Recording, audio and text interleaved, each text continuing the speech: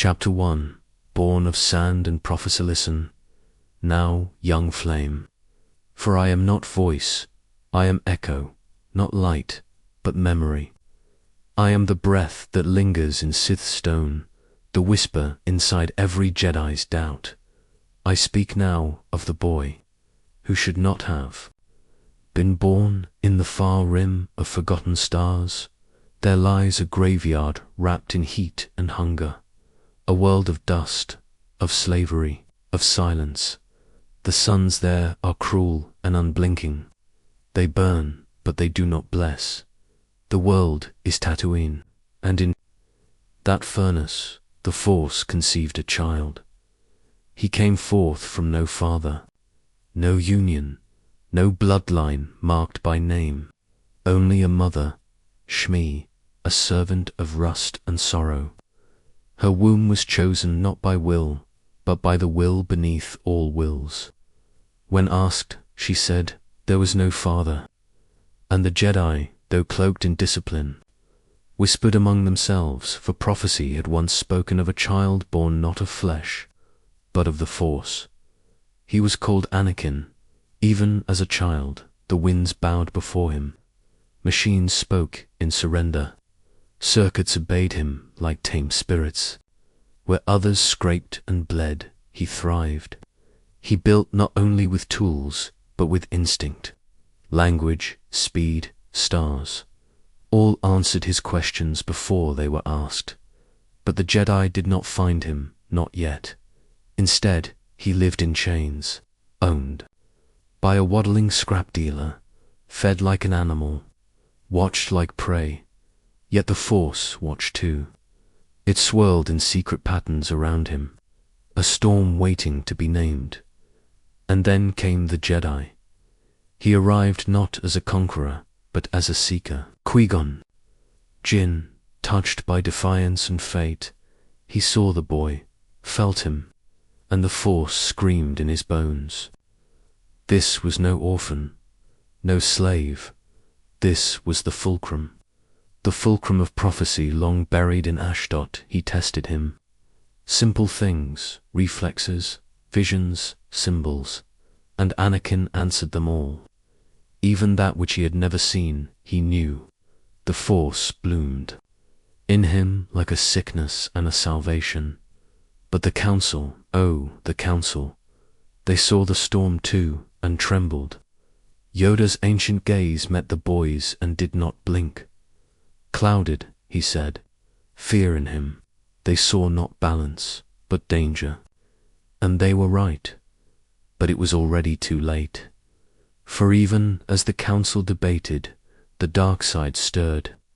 Not in Anakin, not yet, but in the chambers of Coruscant's golden heart.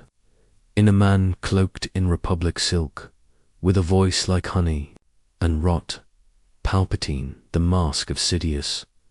He too felt the boy, and he smiled. Qui-Gon would not yield. He named the boy the Chosen One, spoke of prophecy, of balance, but few truly remembered what that meant. Fewer still understood that balance does not favor light, only the return to stillness. Before the Council could decide, fate intervened.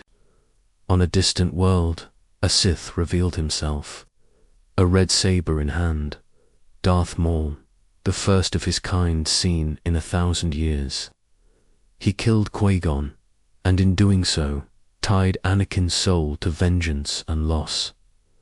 The boy stood in silence as the fire consumed his master's body.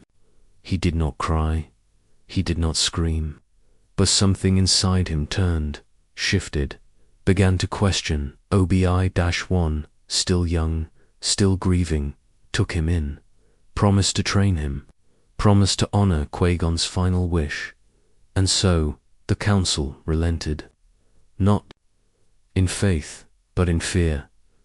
Anakin Skywalker was made a Jedi, and yet, even then, the Force recoiled in the temple's polished halls. Among sacred archives and marble silence, the boy walked like a wound wrapped in silk, too old, too passionate, too Full of fear, he loved too deeply, wanted too much, and always, always, his dreams burned. The prophecy spoke of one who would bring balance, but balance is not peace. Balance is the knife that cuts both light and dark until neither bleeds louder. Anakin's steps echoed with prophecy, but beneath each footfall, the dark side smiled, and somewhere, in the blackened corners of the Force, a voice waited, patient, promising power, promising salvation, promising he would never have to lose anything again, not his mother, not his love, not himself, but those promises. They are lies yet to come. Sleep now, young flame. The sand has only begun to shift. Chapter 2. The temple of bound light. The child of sand now walked among stone. Gone were the slave quarters and rusted wires, replaced by towering spires and cold silence. The Jedi temple rose from the heart of Coruscant like a blade carved in peace, yet sharpened in judgment. And Anakin, 9 years old, was placed at its center, not welcomed, not understood, but permitted. The corridors were quiet, sacred. Walls whispered with the memory of 1,000 generations. Holocrons hummed in locked chambers. The air was clean to clean. No scent of oil or sand. Only incense and expectation. The boy missed the dirt. He missed the chaos. He missed her. They gave him robes, food, a room of his own, but no warmth, no affection.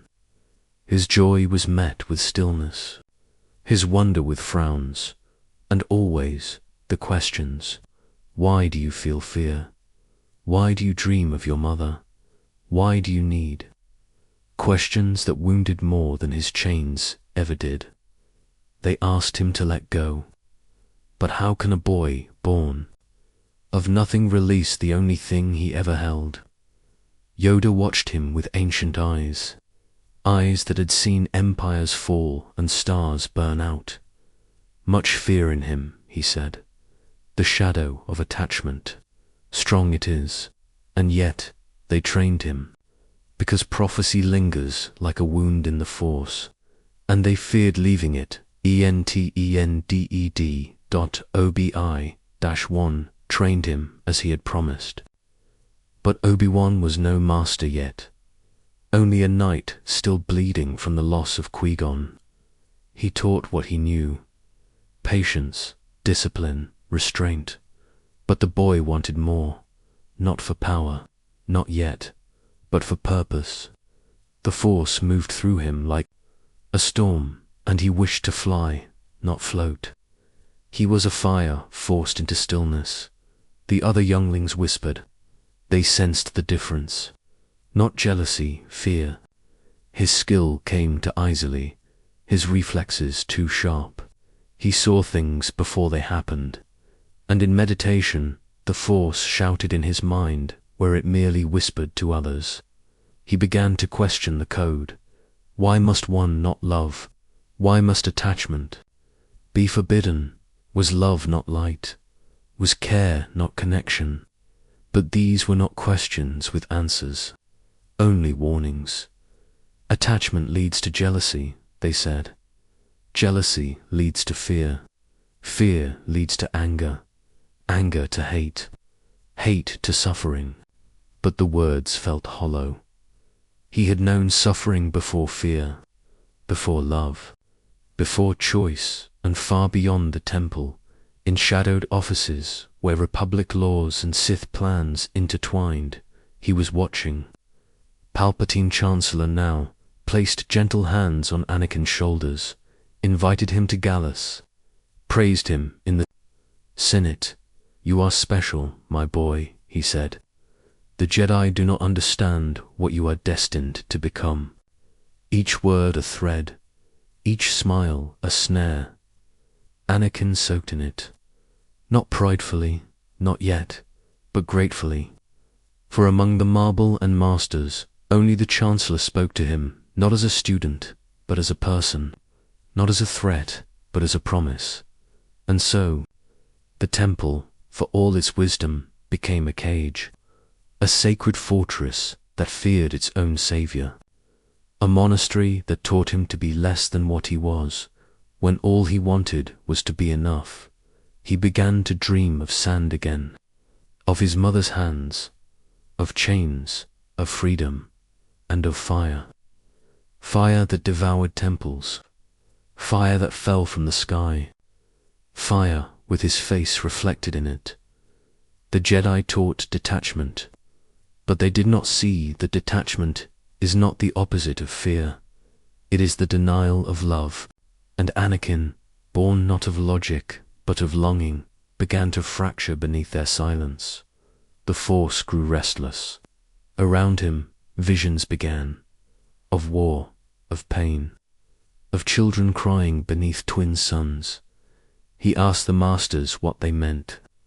They told him to meditate, but the Force does not sleep, and neither did he. He knelt in meditation while galaxies screamed in his bones. He studied lightsaber forms while nightmares whispered of death he could not prevent. He bowed before masters who feared what he might become, and because of that fear, ensured that he would die.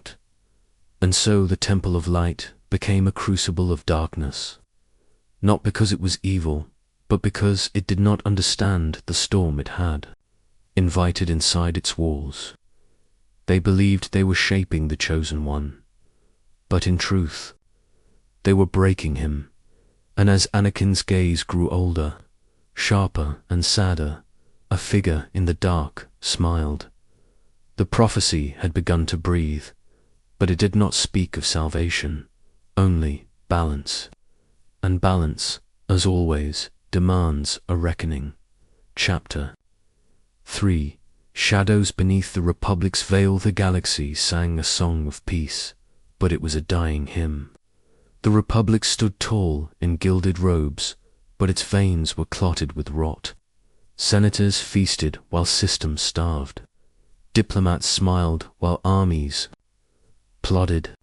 And at the center of it all sat the spider, cloaked in silken civility. Palpatine, Chancellor, Puppet Master, Sith. Few knew what he was. None knew what he would become. But Anakin, he knew something. Not in mind, not yet, but in instinct.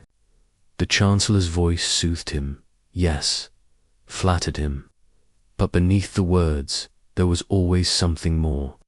Something patient, something ancient. You are the future of the Jedi, Palpatine would say, his voice dripping with warmth that never quite reached his eyes. They fear your power because they cannot control it. But power is not to be feared. Power is to be used. The Jedi whispered among themselves. They did not trust the Chancellor, yet they sent Anakin to serve him, as a spy, as a pawn. But he did not feel like a spy. He felt seen. The Temple taught restraint, the Senate practiced indulgence, and Anakin walked between them, torn, used, confused. He saw the hypocrisy, felt it coil around him like a serpent. War crept in through shadows. Small systems rebelled. Trade routes collapsed. The separatists rose, bold, unified, guided by whispers from a dark master hidden in the stars. The Jedi became generals. Peacekeepers turned warriors. And Anakin, he became a sword. Not yet Darth Vader, but not merely Anakin either. He fought with brilliance, with fury, with instinct that bordered on prophecy. His enemies feared him, his allies adored him. The people called him the hero with no fear, but fear was not gone. It had only learned to hide. Each mission took him farther from the boy who dreamed. Each victory buried his innocence beneath medals and blood. The war asked for more. The Jedi asked for silence. The Chancellor asked for trust. And in secret, the dark side waited. Anakin watched as politics devoured principle. The Jedi Council, once noble, now manipulated and maneuvered like senators. They distrusted Palpatine, but could not remove him. They distrusted Anakin, but could not deny him, so they placed him closer to the fire, hoping he would not burn. But he was already a flame pad. Watched him change. She touched his face at night and searched for the boy who once laughed in Naboo's meadows. But his eyes had grown stormy, his hands calloused, his words colder. "I'm doing this for peace," he said, "for order." But the order he fought for began to look less like justice, and more like control. And always, the Chancellor whispered, "The Jedi do not trust you, but I do. They question your love for Padme, but I understand it. They fear what you will become. I see what you are." Each word wrapped around his soul like silk soaked in venom. The Jedi suspected treachery in every shadow, but they did not see the shadow blooming within their own. And above all, they did not understand the prophecy. They believed the Chosen One would destroy the Sith, but the prophecy said only this: he will bring balance to the Force, and balance is not light. It is the knife between dot. As war devoured the stars, and the Senate applauded its own funeral, Anakin stood at the edge of two crumbling pillars, the Jedi and the Republic. One raised him in fear, the other praised him in lies, and somewhere in the dark, his destiny sharpened its fangs. Chapter 4. Whispers from a dark future. The Force no longer whispered to him. It screamed in his sleep, in the silence between missions. In the moments where he touched Padme's cheek and saw her fading like ash in wind, he dreamed of fire, of death, of her dying, always dying. He would wake with sweat on his brow and the sound of her voice echoing into silence, her hands outstretched, her breath shallow. And he, too late. The visions came often now, too vivid, too cruel. The Force, once a guide, had become a curse. It showed him what was to come, but gave him no path to prevent it. Just suffering, and time enough to dread it. He went to the Masters. He knelt before Yoda, desperate, trembling. "I see her dying," he said. "I see death, and I cannot stop it." Yoda's answer was calm, cold. "Let go of all you fear to lose," he said. "Train yourself to accept death." But Anakin did not want to accept. He wanted to save. He did not understand how love, in the Jedi's eyes, was weakness. Why compassion must not become possession. Why the only answer to pain was surrender. He began to pray in silence, not to gods, not to the Force, but to possibility, to anything that might grant him the strength to save her. And the dark side heard him, not in voice, but in invitation. It coiled in the corner of his vision. It touched his spine during meditation. It promised what the Jedi denied: control, dominion over death itself. He remembered his mother, Shmi, her cries in the night, the chains, the grave, the sand. How he had arrived too late then. How he would not let it happen again. The fear grew into obsession. Padme was his light, his anchor, his only truth in a galaxy of lies. He loved her, not as the Jedi taught, distantly, dispassionately, but wholly, destructively. Every breath she took was a thread in his soul, and now he could see that thread fraying. The war worsened, planets burned, Jedi fell, and with every loss he drew further inward, further away from Obi-Wan, from the Order, from reason. Don't only one voice still offered certainty. Only one man still made him feel seen, Palpatine. The Chancellor's words dripped deeper now. There are powers the Jedi would never teach you, he said.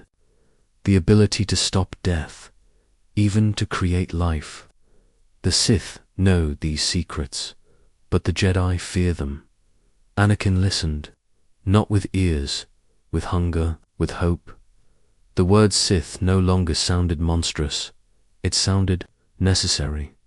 And in the shadow of the temple, in a place where no Jedi dared linger, a choice was beginning to form. He would not lose Padme, he could not. The Force kept showing him her end. So he would find the one path that refused to offer. He would forge it. The future was no longer a vision, it was a storm, and at its center stood Anakin, drenched in love, in fear, and in the scent of burning destiny. And somewhere, in a hidden lair beneath the Senate, Darth Sidious smiled. The boy was almost ready. Chapter 5, The Mask of Heroism. They called him the hero. With no fear, children on distant worlds carved his name into the metal of war wreckage. Holograms showed him smiling beside senators, sabers drawn high, cape flickering in the smoke of victory. He was hope sculpted into flesh. But it was not the whole truth, because the truth was darker. Anakin Skywalker had become a weapon, not just for the Jedi, not just for the Republic, for anyone who could praise him louder than his doubts whispered. And the war, it praised him constantly. It gave him medals, command, and endless reasons to never look back. He slaughtered with precision. He destroyed separatist outposts, led clone battalions through slaughterhouse worlds, and tore through droid legions like fire through a dry forest. And yet, his victories were never clean, never holy. Behind each success was fury, buried, unspoken, unacknowledged, even by himself. He told himself it was justice, told himself the war made monsters of all men. But in private, when his saber cooled and the blood dried, he wondered if the Jedi had ever meant him to become this. The Council praised him for outcomes, but questioned his soul. They withheld the rank of master. They whispered behind closed doors. They kept him at arm's length, even as they used him as their sharpest blade. It wounded him more deeply than any battlefield injury. "How can I be on the Council and not be a master?" he asked, bitterness rising. "It's unfair. It is the Council's decision," Obi-Wan replied, calm but distant. Trust between them began to crack, not in shouts, in silence, in the space between words, in glances that once held warmth but now held doubt. Obi-Wan loved him still, but he did not understand him. Not anymore. And Padme, sweet, bright Padme, tried to reach him through the storm. They met in shadows. Their love, forbidden, was now a refuge and a prison both. She was pregnant now, with his children, the only light left in his life, the only reason he hadn't given himself over completely to the rising dark. But even she noticed his change, his eyes too intense, his voice too strained. "Anakin," she said, holding his hands, "you're scaring me." "I'm doing this for us," he replied, "for our family." But that family existed only in visions. Visions of her death, of blood, of his failure, and the Chancellor, always watching, always near, offered him comfort like poison in gold. "There are ways to save her," Palpatine said, voice low, wrapping around him like a shroud. "The Jedi will not help you, but I will." Anakin nodded. He didn't believe, not fully, not yet, but he needed to. Because doubt was a luxury he could no longer afford. And every second that passed brought Padme closer to the grave he saw each night behind his eyelids. The galaxy still called him hero, but heroism was a mask. Behind it, the cracks spread like frost. His love had become fear. his service, resentment, his victories, burdens. He was no longer becoming the man they wanted.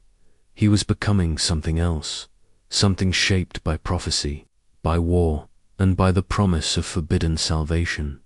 And the Force, that ancient infinite tide, watched in silence. For it knew what the Jedi refused to admit, that balance was never about light. Balance is the stillness after destruction, and Anakin Skywalker was its harbinger. Chapter 6. The Hidden Marriage and Silent Cracks. They married in silence. No guests. No music, only waves and wind, and a lake that remembered happier days. On Naboo, far from war, far from temples and codes, Anakin Skywalker and Padma Amidala bound their lives with trembling hands and secret hearts. A Jedi and a senator, a forbidden union, a seed of love planted in shadow. He wore no armor that day. She wore no crown, just two souls clinging to something fragile, a hope that love could survive what the galaxy was becoming. But even in their vows, the cracks were already forming, not because they didn't love deeply, they did, but because fear had begun to bloom in the soil of their devotion. He returned to war, she returned to politics, and the bond between them, though sacred, grew burdened. The secrecy weighed on them. Every stolen moment became a reminder of what they had to lose. And the Force, ever listening, began to stir restlessly in Anakin's dreams. He began to see it again, her death, not distant anymore, near, inevitable, her hands stretched out, gasping for air, her cries echoing in a dark place he could not reach. The child in her womb, still and cold, over and over it came, a vision, a warning, or a curse. He couldn't say he only knew this. He would not lose her. He had already lost his mother, and the wound had never closed. He would not bury his wife. He would not let the Force take another piece of him. He begged the Jedi for knowledge, for insight, but they offered only dogma. They told him attachment was the path to darkness. That fear was a door he must never open. They offered serenity, but he needed power, not for himself, for her. The council grew colder, more suspicious. Obi-Wan grew more distant, more careful. Anakin saw it in his eyes, the doubt, the fear. He wanted to trust his master. But Obi-Wan no longer felt like home, only a reminder of a code that saw his love as weakness. Pobnem noticed. Too, she would reach for him in the night and find his body tense, his mind elsewhere. He would stare into space, jaw clenched, eyes haunted. "What is it?" she whispered. "Nothing," he lied. But it was never nothing. It was everything. He began to confide in the Chancellor more than his fellow Jedi. Palpatine's voice was a bomb, his understanding intoxicating. He did not mock Anakin's love. He honored it, and he hinted at ancient secrets, powers once known, now hidden, powers to stop death. There was once a Sith, Palpatine said, who could keep the ones he cared about from dying. Darth Plagueis, the wise. The words struck Anakin like thunder through glass. Is it possible to learn this power? He asked, not from a Jedi. And just like that, the first true fracture opened. Not in the Order, not in the Republic, but in Anakin's soul. He still fought for the Republic, still served the Jedi, still kissed Padme's forehead at dawn. But inside, a storm was building, a need, a desperation, a willingness to do anything. And the Force, ancient, watching, silent, shifted. The chosen one had been found, but he was no longer walking toward the light. He was walking toward the edge, and soon he would fall. Chapter 7. The serpent unveiled. It happened, not with thunder, but with a whisper. The mask fell. The serpent revealed its face. For years he had been there, kind, soft-spoken, surrounded by golden drapes and loyal guards. Palpatine, Supreme Chancellor of the Republic, friend to the Jedi, protector of the people, mentor to Anakin Skywalker. But the voice that had comforted him now spoke in shadows. The smile that had once reassured now curved like a blade. And in a quiet chamber above the city of 1,000 lights, the truth slithered forth. "I know what you fear," Palpatine said.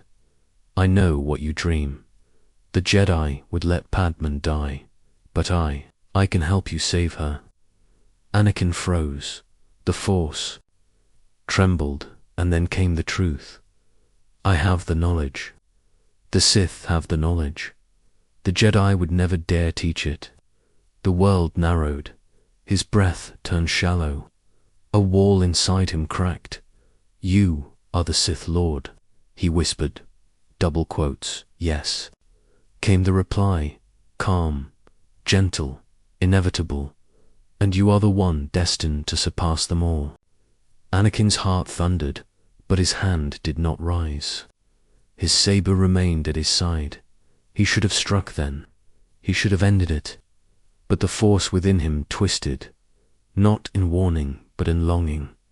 What if this was the path? What if? The darkness held the answer, the light refused. He left that chamber not in peace, not in triumph, but in silence.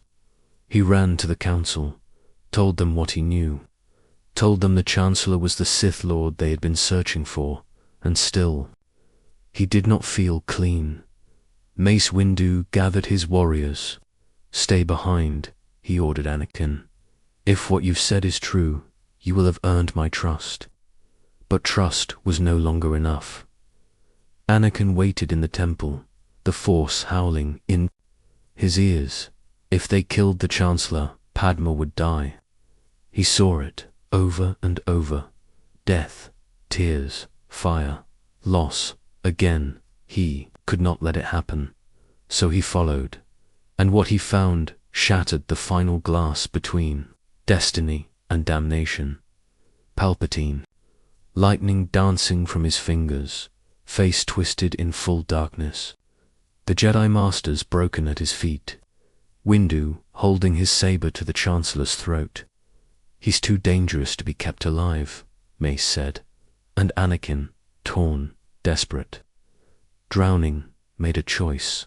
A scream, a strike, a fall. Mace Windu hurtled into the night, lightning devouring him. And silence followed. Palpatine rose, smiled. "You are fulfilling your destiny, Anakin." The Force shattered, and the boy was gone. "I will do whatever you ask," he said. "Not as Jedi, not as hero, as something else. Something reborn in fear and baptized in betrayal. Then kneel," said the Dark Lord, "and become my apprentice." He knelt, a slave once more, but this time by choice. "Henceforth," Palpatine said, "you shall be known as Darth Vader." The name fell like a bell, tolling the death of the galaxy, and far above the city, the temple's light flickered. Balance had begun its reckoning. Chapter 8. The betrayal of all things. The name echoed through the Force like a scream. Sealed behind stone, Darth Vader, not spoken by the Jedi, not chosen by the Order, given by the Dark, spoken into existence by Sidious, the Sith Lord who had bled the Republic from within. A name forged in fear, sealed in fire, and accepted by the Chosen One, now fallen. The transformation was not slow, it was immediate. Not in armor, not in metal or breath, but in will. Sidious looked into Anakin's eyes and saw the last of the Boy, die. His first command was not a whisper. It was a holocaust. Go to the Jedi Temple. Leave no survivors. No pause, no protest. Only purpose. Anakin ignited his saber and walked into the temple with a battalion of clones at his back. Once brothers in arms, now instruments of slaughter. The children greeted him. They knew his face, trusted his smile. Master Skywalker, one asked, what do we do now? He answered with silence, then with light, red light. The temple, that sacred place of knowledge, of peace, became a tomb. Statues crumbled, scrolls burned. The Force wept. And Anakin, the Jedi, the slave, the brother, the son, murdered them all. They fought, oh yes, they fought. Knights, Padawans, masters. But none could stand against the fury that walked among them. He was no longer a Jedi. He was vengeance, wearing the robes of prophecy, and all the while he told himself it was for her, for Padmem, for the children growing inside her. If the Jedi lived, they would come for her. They would call him traitor. They would tear them apart. So he struck. First, to protect, to save his future, he destroyed his past. Elsewhere, Order 66 rang through the stars like a cursed song. Across the galaxy, clone troopers turned on their generals. Jedi fell by the thousands, ambushed, betrayed, gunned down by those they led into battle. Ahsoka, Yoda, Obi-Wan. Few survived. Most perished, never understanding why the temple burned, its light extinguished by one who once walked its halls with wide eyes and trembling hands. And when it was done, when the screams faded and the flames rose, he stood at the highest tower and looked upon the city, the galaxy, the stars, and felt nothing. Padma came to him later, confused, trembling. What have you done? She asked. There are rumors, Jedi children. I've done what I had to, he said, his voice like cold iron. I've brought peace, justice, freedom to my new empire. Empire, not republic. She stepped back. Anakin, you're breaking my heart. And the cracks in his soul deepened. Obi-Wan found her, pleaded for truth, rode with her to Mustafar, to the heart of flame and fury, where he would face the fallen brother he once swore to protect. But Anakin waited not as a friend, not even as a man. He waited as Vader, no armor yet no mask, just eyes filled with fire and betrayal, for all things sacred had been betrayed. The Jedi betrayed their prophecy. The Republic betrayed its people. Padme, by questioning him, betrayed their love. Only Sidious, the liar, had remained true, and thus Anakin's fall was complete. Balance would come, but only after everything else was burned. Chapter 9. Fire is the final truth. Most of fire, the world of fire, of molten rivers and blackened stone. It was no longer a place. It was a mirror, a reflection of the man who waited within its fortress walls. A man who had shed his name, his past, his soul. Anakin Skywalker was gone. All that remained was Vader, not armored, not mechanical, not yet, but hollowed by fear and fury, reborn in flame. He stood at the window, watching the lava flow like blood from a wounded god. His eyes glowed with something deeper than rage, conviction, a belief forged in loss, sharpened in betrayal. He had ended the Jedi, ended the war. He had saved her. He had to have saved her.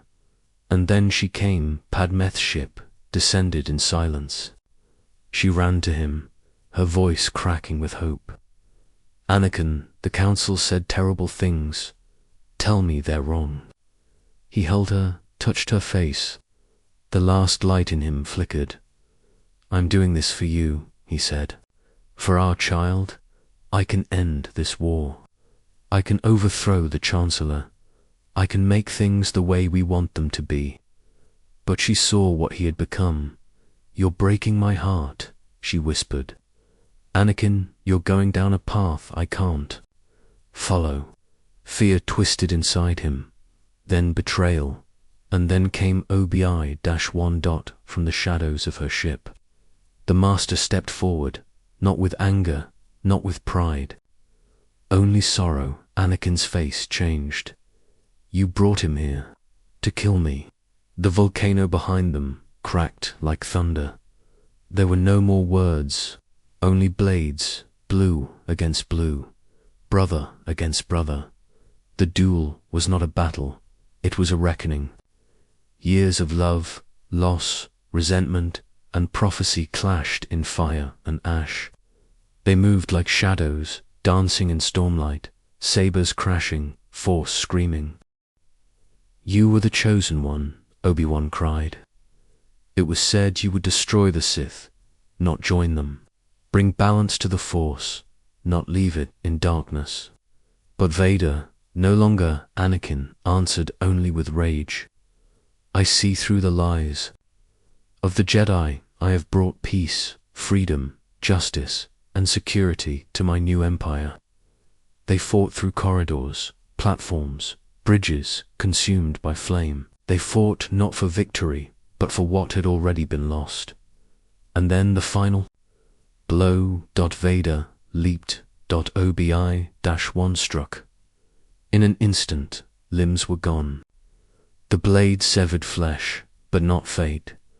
Anakin fell to the black shore, his body broken, his pride shattered. Flames danced closer. "I loved you," Obi-Wan said, standing above him. "But you were my brother, Anakin, and now—" He could not finish. He walked away, weeping. Behind him, the fire claimed what was left. Skin charred, eyes burned, flesh peeled, and yet he did not die. Sidious came, like death, wearing a crown. He lifted what remained of the Chosen One from the edge of the abyss and whispered, "You are fulfilled." And in chambers cold as the void, the body was rebuilt. Metal replaced bone, steel replaced breath. The armor was not just protection, it was prison. The mask came last, when it sealed. The last breath of Anakin Skywalker was silenced, and Darth Vader, the true Vader, was born not in glory, but in agony, in silence, in betrayal, and far away Padman died. Not from wounds, but from heartbreak. Her last words, "There is good in him. I know there is." But the galaxy would forget those words, because all it saw now was the mask, the breathing, and the shadow that fell across the stars. Chapter 10. The empire of Silence the Republic was no more.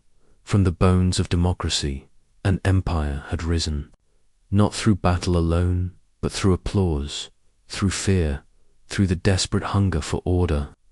The Senate, once bloated with debate and idealism, now bowed to a single voice. That voice wore no armor, bore no saber. Just a smile carved from deception, Emperor Palpatine, and at his right hand stood Darth Vader, tall, silent, enshrouded in black, breath like a machine remembering pain. The galaxy would come to know that breath first, in dread, then in submission. It was not just the sound of life prolonged, it was the sound of mercy ended. He spoke little. He did not need to.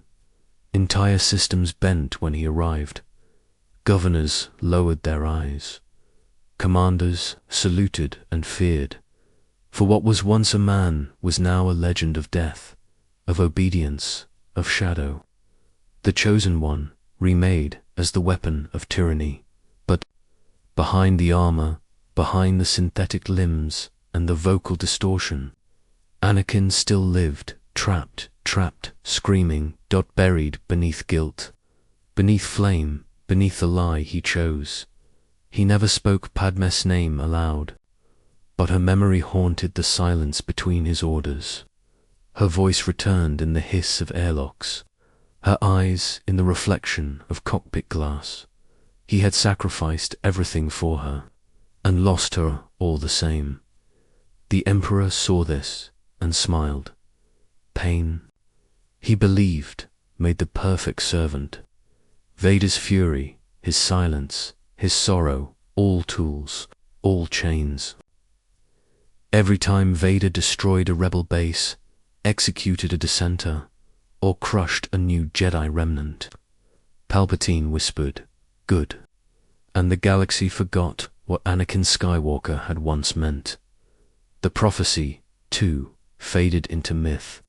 Jedi texts were burned. Temples turned to garrisons. Holocrons shattered. The Chosen One became a ghost of a ghost, spoken only by those few who dared to remember. But whispers survived. Scattered Jedi hid among stars, planting seeds of hope in secret. A child was born. In darkness, a twin. Hidden from the shadow, Luke Skywalker. He did not know his name was legend, that he carried the echo of prophecy in his veins. He only knew he wanted to fly, to fight, to matter. And while he grew beneath twin suns, Vader hunted, relentless, restless. Haunted, each kill, each order, each march beneath banners of crimson, dulled nothing. He was not free, he was never free. He had traded his chains for a mask, and the galaxy, choking beneath the Empire's silence, did not yet know that the man behind that mask was not a monster, but a man who once believed in saving someone he loved, a man who had fallen not from greed, but from fear, and somewhere, deep within the armor, where machines had no place, a flicker remained. A flicker the Emperor could not extinguish. A flicker that would one day answer a name he thought he'd never hear again. Father, Chapter 11. The boy who spoke the name in a forgotten corner of a dying galaxy. The Force stirred, not in thunder, not in war, but in a boy, a farm boy, born beneath the same suns that once scorched Anakin Skywalker's childhood. A boy with his mother's kindness and his father's blood. Luke Skywalker, unaware of his destiny, unaware of his lineage, unaware of the echo that lived in his name. But the Force knew, the Force remembered, and so it whispered through. Old droids, old Jedi, old ghosts who dared to hope that prophecy was not dead, only sleeping. He met Ben Kenobi, not the warrior of old, but the hermit, weathered and waiting. A man who once called Anakin brother, now cloaked in silence, hiding from the shadow he failed to prevent. He handed Luke a saber, his father's saber, a weapon that had ended wars and slaughtered innocents. This was your father's, he said, but the truth he did not yet tell. For how do you speak the fall of light into shadow to a boy who still looks up at the stars and dreams of flight? Luke joined the rebellion. He flew, he fought, he ignited hope in places the Empire had silenced for decades, and the Force followed him. Not as a gift, as a trial. He heard it in dreams, felt it in battle, saw it in the pull between choice and destiny. And then the weapon, the Death Star, a machine of annihilation, a world killer, a monument to control. He destroyed it, not as a Jedi, not yet, but as a son walking unknowingly in his father's steps, steps that once brought freedom, now brought ruin.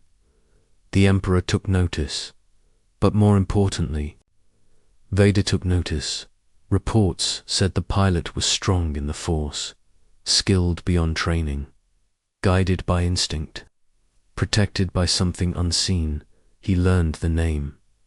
Skywalker, the mask did not flinch, but inside, the memory screamed, a name long buried beneath ash and metal, spoken again, his name. And so the hunt began, not for the rebellion, for the boy, not to destroy, to understand, to possess, or perhaps to save.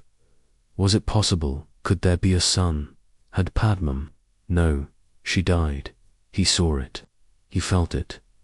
But the Force is not so easily deceived. Luke trained beneath Yoda, last of the ancient masters, on a world choked with swamp and shadow, and the ghost of Obi-Wan watched over him. They gave him knowledge, caution, strength, but they did not give him the truth.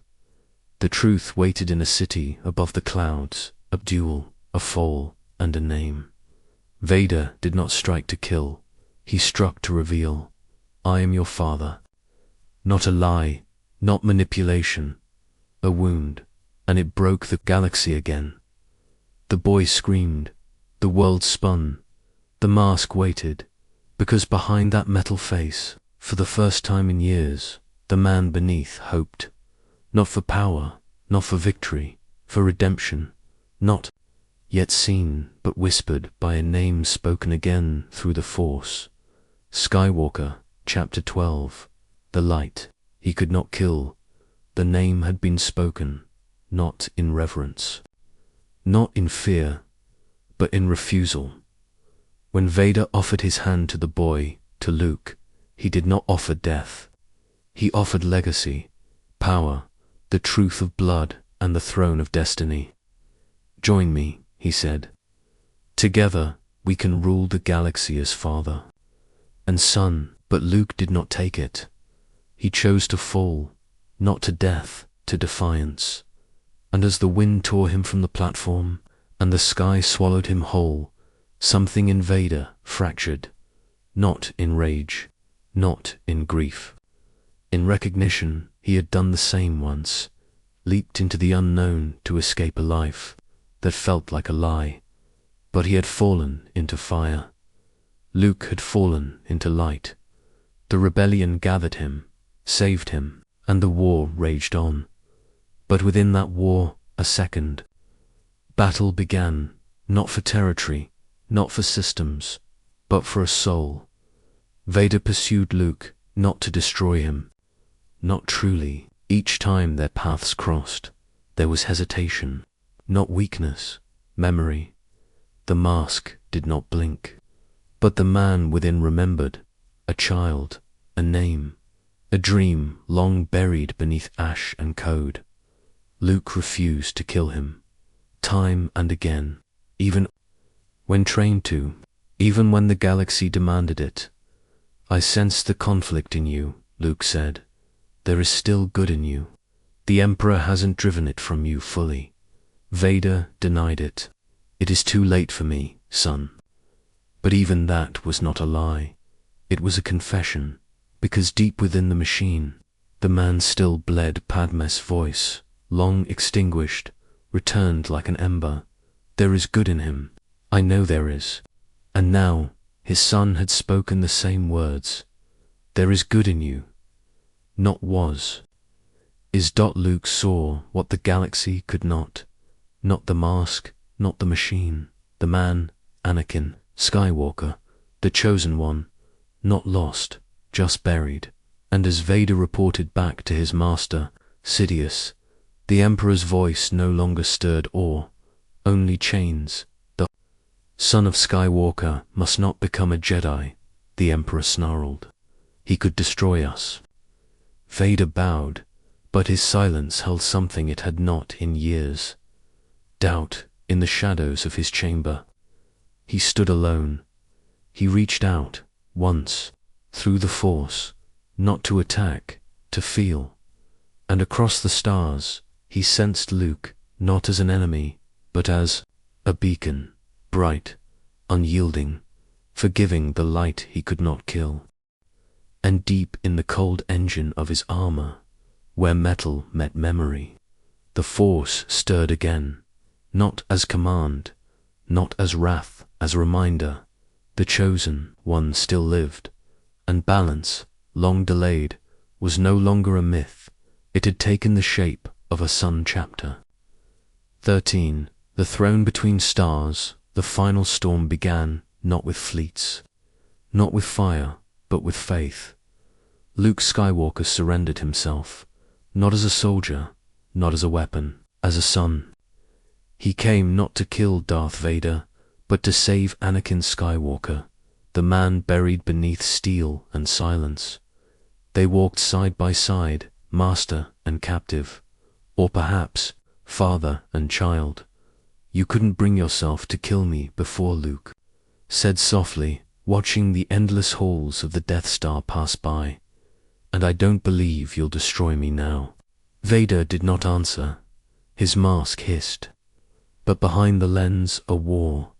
This boy, this echo of what he was, believed in him, not in his title, not in his terror.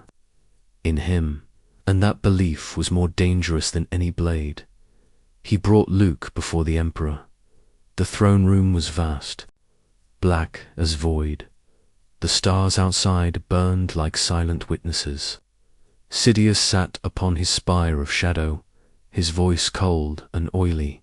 So, the son of Skywalker, I have been expecting you.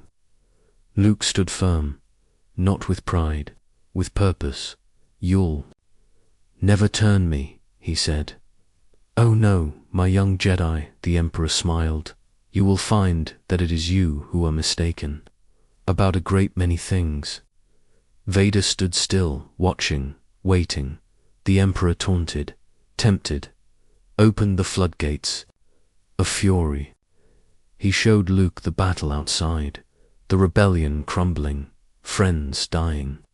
And with every flicker of anguish in Luke's eyes, Sidious leaned closer. Strike me down, give in to your anger. Do it, Luke resisted, until Vader spoke. If you will not turn to the dark side, then perhaps she will. And he mentioned her, Leia, his sister. The Force surged. Luke screamed, his saber igniting in righteous fury, and then the duel, son and father, blue and red, hope and history. The clash echoed across the chamber, across time itself. Vader fought not with rage, but desperation. Not to win, to resist the truth pushing into his armor with every strike. He did not want to kill this boy, but Luke was strong, stronger than fear, stronger than prophecy, stronger than the name Skywalker. In the final blow, Luke's saber severed Vader's hand, machine on machine, a mirror of what Anakin once lost. Vader fell, breathing broken, and Luke stood above him, weapon raised, the same choice his father once faced: kill, or walk away. He looked to the Emperor and cast the saber aside. You've failed, Your Highness. I am a Jedi like my father before me. The words hung like stars frozen in time, and Vader looked up. My father, not machine, not monster. Father, the Emperor shrieked. Lightning exploded from his fingers. Luke collapsed, screaming, burning, dying, and Vader watched. He watched the only soul who still believed in him writhe beneath the Dark Lord's hand. He had made this world.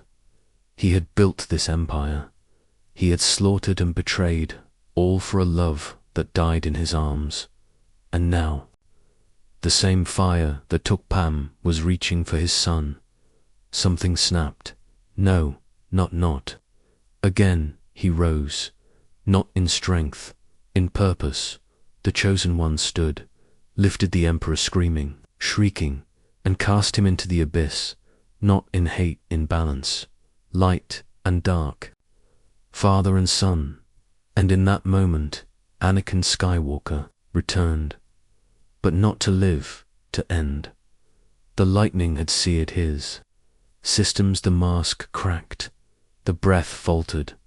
He collapsed beside his son, and the force that ancient watching tide wept. Chapter 14. The face beneath the masked storm had ended.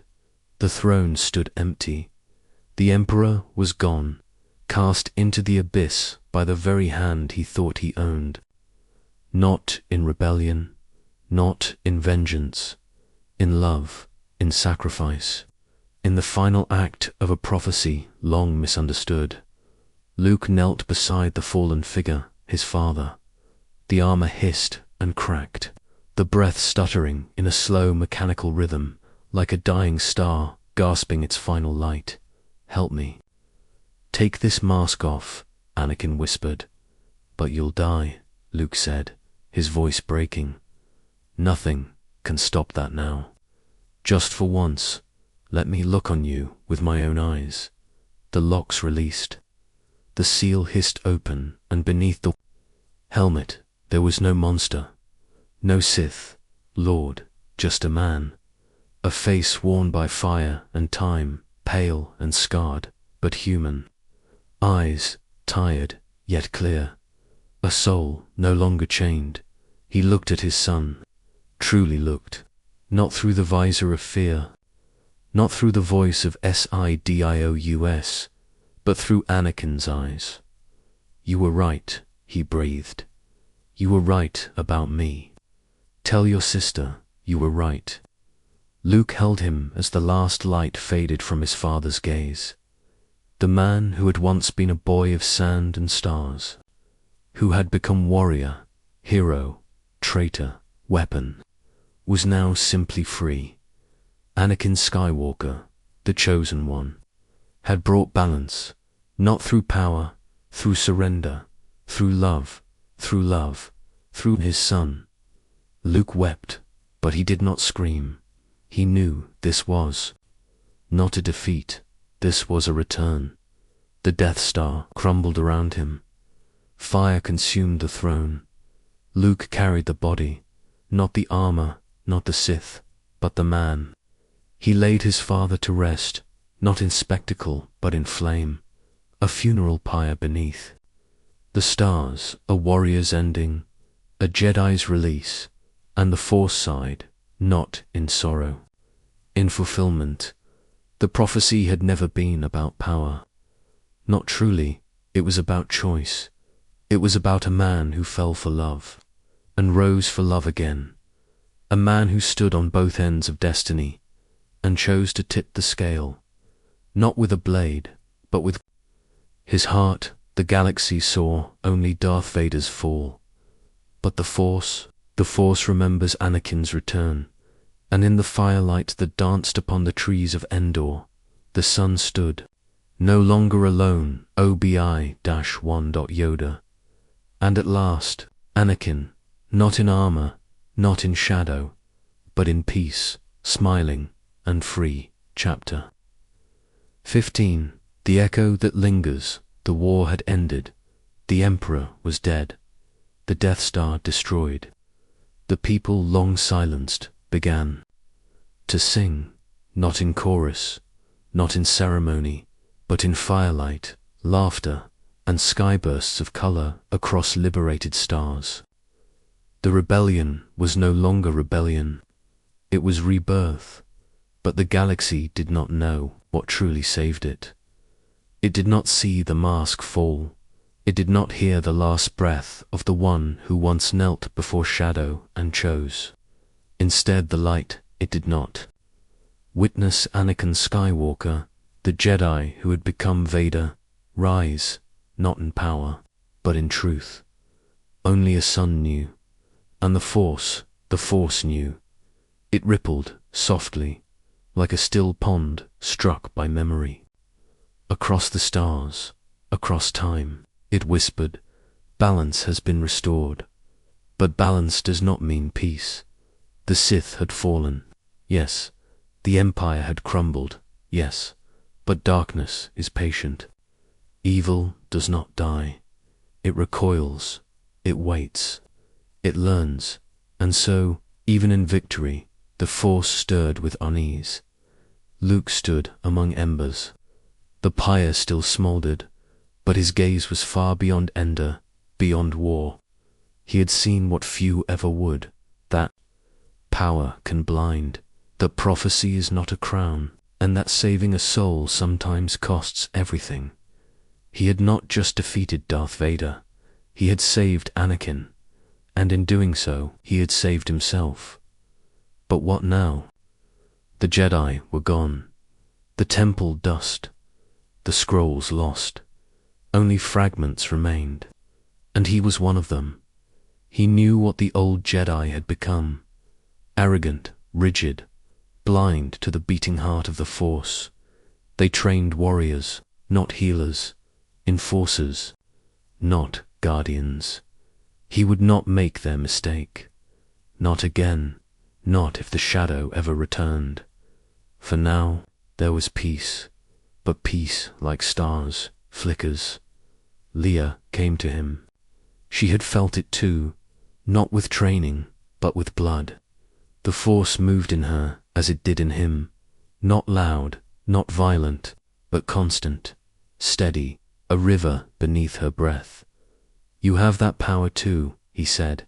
She was afraid, so was he, but they were no longer alone in the silence of the trees. 3 figures stood, luminous, watching OBI-1. The patient Yoda, the wise, and Anakin. No longer Vader, not cloaked in armor, not chained in pain, but free. His face was young again, as if the Force had returned to him not only his soul, but the self he might have been had.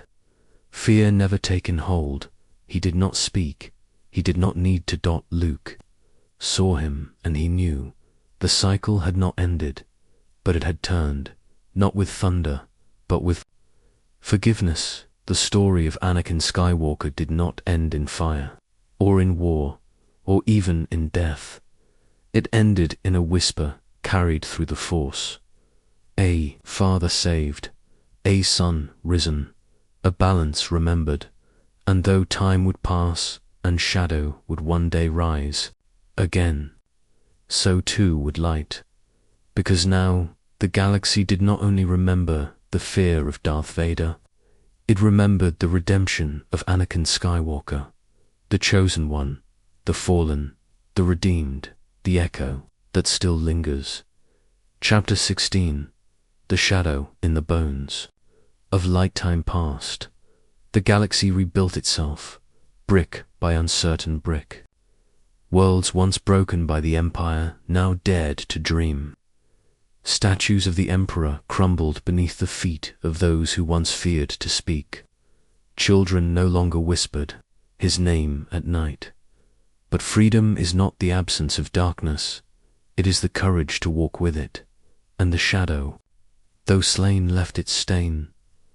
Luke Skywalker wandered among the ruins of history, seeking more than victory. He searched for memory, for wisdom, for the truth buried beneath Jedi lies and Sith seductions. He walked through shattered temples, held burned fragments of holocrons in trembling hands, and listened to the wind speak names long dead. Revan. Bane. Qui-gon. Anakin. Their voices drifted in the Force, not as commands, but as questions. Questions the old Jedi never answered. Questions the Sith twisted into chains. What is balance? What is destiny? Is light pure? Is darkness evil? Or are both simply masks, worn by choice? Luke stood alone in those places, neither Jedi nor Sith, but something else forming a whisper of a new way. A path not of denial, but of understanding. He remembered his father's final breath, not as Vader, as Anakin, the man who fell in fear, but rose in love. From this, Luke built a new order, not of temples and thrones, but of truth. He trained new students, carefully, humbly, not as a master above, but as a guide beside. He taught them that the Force was not a weapon to be wielded, nor a prize to be earned, but a living breath, light and dark, both waiting to be understood. But the shadow had not vanished, only scattered. Fragments of the old empire lingered in cold corners of the galaxy. Whispers of Sith cults, secret admirers of Vader's terror, sought to resurrect not Anakin, but the fear. They wore black masks and chanted broken scriptures. They believed only in the armor, not the man who cast it off. They built idols to Vader, but not to the sacrifice that freed him. They did not want balance, they wanted power, and the Force trembled because it knew. All cycles return, even a fallen tree casts seeds, even ash can bloom fire. Luke felt it in dreams.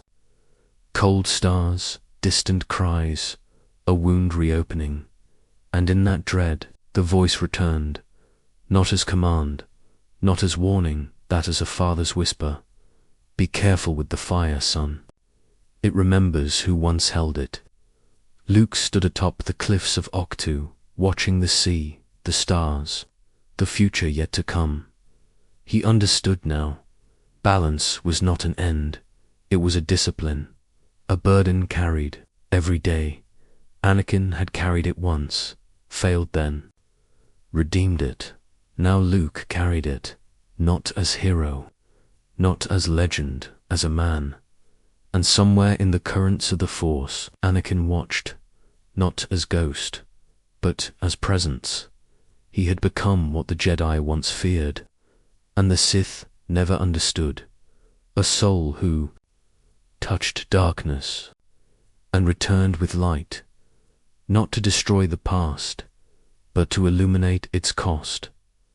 The story was not over, but it no longer belonged to the Chosen One. It belonged to those who remembered him truly, fully, and listened when the Force whispered, balance must be kept. Chapter 17. The temple that never was there is a place in the Force not marked by stone or star, a realm not charted in maps or memory. It exists between breaths, in the hush that follows pain, in the stillness that follows sacrifice. A temple not built, but felt. Here lies the truth that neither Jedi nor Sith dared inscribe. The Force is not a war, it is a wound, and within that wound, the echo of Anakin Skywalker still lingers.